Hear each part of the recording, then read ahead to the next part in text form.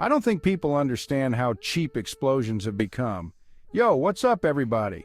It's your boy, Trevor, back at it again with another episode of Things That Go Boom. Today we're diving headfirst into the wacky world of warfare, where technology's getting cheaper and the explosions are getting, well, kind of funnier. It's messed up, I know, but stick with me.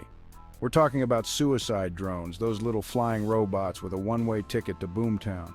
These bad boys are changing the game in Ukraine, making everyone wonder, are tanks and helicopters about to go the way of the dinosaurs? Buckle up, folks, because things are about to get explosive. Now, before we unleash the drones on some unsuspecting military hardware, let's break down the basics. We gotta know what we're dealing with here, right? And don't forget to hit that subscribe button for more explosive content.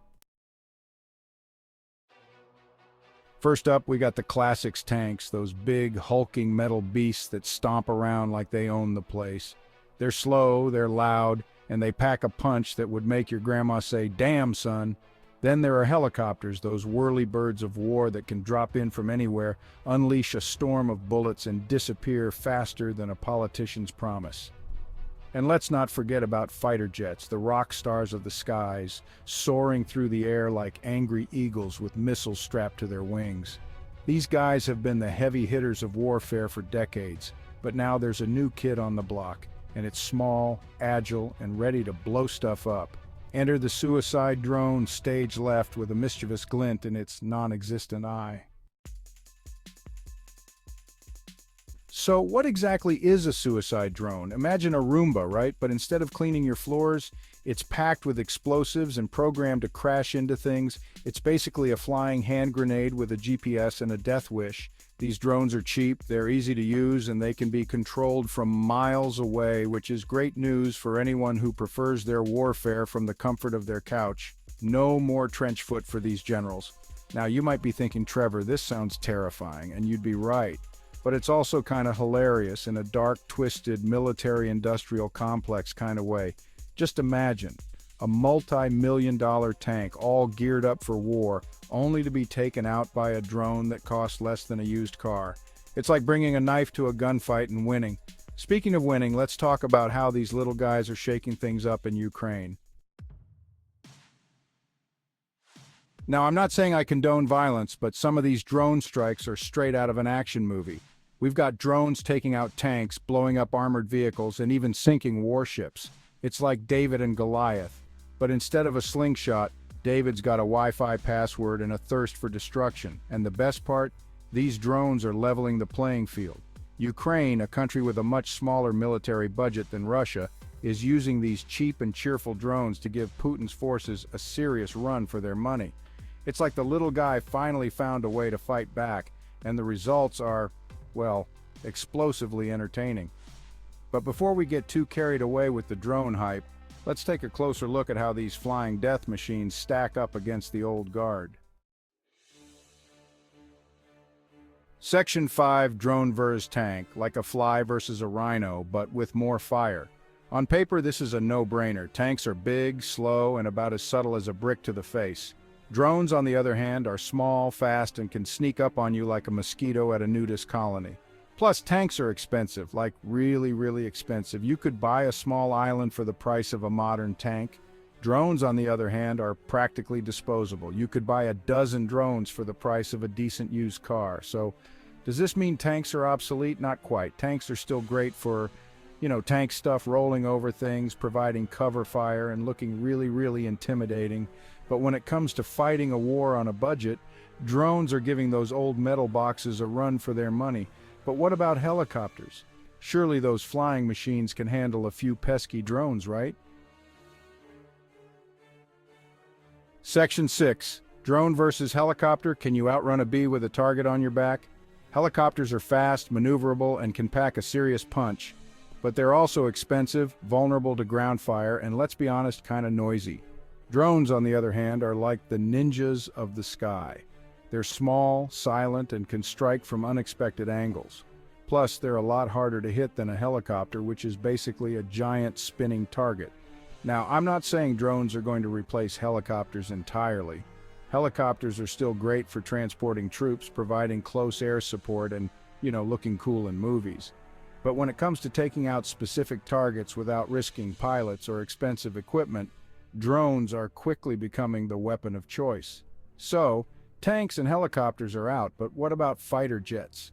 Surely those high-tech birds of prey can handle a few drones, right? Right? Section 7, Drone vs. Fighter Jet. Is this even a fair fight? Spoiler maybe. Fighter jets are the undisputed kings of the sky. They're fast, they're powerful, and they can shoot down pretty much anything that flies, but they also have one major weakness. They're really, really expensive. Like, if you have to ask, you can't afford it expensive. Drones, on the other hand, are like the cockroaches of the air. They're cheap, they're plentiful, and they're surprisingly hard to kill. Plus, drones are getting smarter all the time. Soon, they'll be able to swarm fighter jets, overwhelming them with sheer numbers and making it impossible to shoot them all down. Now, I'm not saying drones are going to replace fighter jets anytime soon. There's still a lot that jets can do that drones can't. But the writing is on the wall, folks. The future of warfare is looking a lot smaller, a lot cheaper, and a lot more explosive. So, what does this all mean for the future of warfare? Let's explore the pros and cons, shall we? Section 8, the pros and cons of drone warfare, from budget-friendly to oops, wrong target. Okay, so drones are cheap, effective, and kind of funny to watch in action, but they also come with a whole host of ethical and practical concerns. On the plus side, drones can reduce civilian casualties by allowing for more precise strikes. They can also help keep soldiers out of harm's way by taking on dangerous missions that would otherwise put human lives at risk. But, and this is a big but, drones can also make it easier to wage war without public scrutiny. When you're not risking the lives of your own soldiers, it's easier to justify military action, even if it's not in the best interests of the people you're supposedly trying to help. And then there's the whole accidental drone strike thing. We've all heard the stories of drones hitting weddings, funerals, and even aid workers. It's like playing a video game with real-life consequences, and it's not a good look. So, are drones the future of warfare, or are they just another dangerous tool in the hands of people who are already too eager to use them? Section 9. So, are drones taking over the world one explosion at a time? The short answer is, it's complicated. Drones are definitely changing the face of warfare, but it's too early to say if they'll completely replace traditional military vehicles. There are still a lot of factors at play, including cost, technology, and of course, good old-fashioned human stupidity. But one thing's for sure, drones are here to stay. And as technology continues to advance, we can expect to see even more innovative and terrifying uses for these flying robots. Who knows? Maybe one day we'll even have drone armies fighting each other in the sky, while we humans sit back and watch from the safety of our living rooms. It'll be like a real-life video game, only with real-life explosions and real-life consequences. Fun times. But before we get ahead of ourselves, let's not forget that war, even drone warfare, is a serious business. And while it's easy to make jokes about flying robots blowing things up, the reality is that real people are dying, and real families are being torn apart. So as much as I love a good explosion, and let's be honest, who doesn't? I think we can all agree that the world would be a better place if we could find a way to settle our differences without resorting to violence. Section 10, The Future of Warfare, a comedy of errors starring robots. But hey, if we're being realistic, that's probably not going to happen anytime soon. Humans love to fight, it's kind of our thing. So if we're going to keep blowing each other up, we might as well do it with style, right? And what's more stylish than a swarm of autonomous drones fighting a precision war with minimal collateral damage? Okay, maybe stylish isn't the right word, but you have to admit there's something undeniably futuristic about the idea of robots fighting our battles for us. It's like something out of a science fiction movie, only it's actually happening right now. Of course, there are a lot of ethical and philosophical questions that come with the rise of autonomous weapons, like who's responsible when a drone makes a mistake? The manufacturer, the programmer, the guy who ordered the airstrike? These are tough questions, and I don't pretend to have the answers, but I think it's important that we at least start having these conversations now, before we find ourselves in a world where robots are calling the shots and humans are just along for the ride. So what's the takeaway from all of this? Section 11. In conclusion, let's hope we can all just get along, yeah? Well, for starters, the next time you see a Roomba bumping around your living room, just be glad it's not packed with C4.